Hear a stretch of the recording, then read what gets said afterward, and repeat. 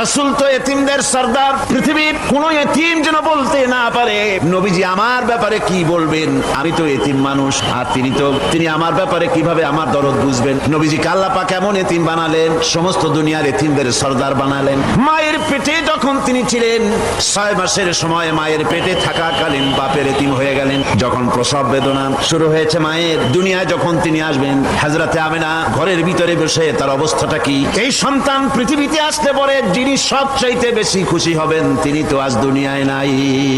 মনের ভিতরে কত কষ্ট। আল্লাহ রাব্বুল আলামিন তার হাবিবকে দুনিয়া আনলেন।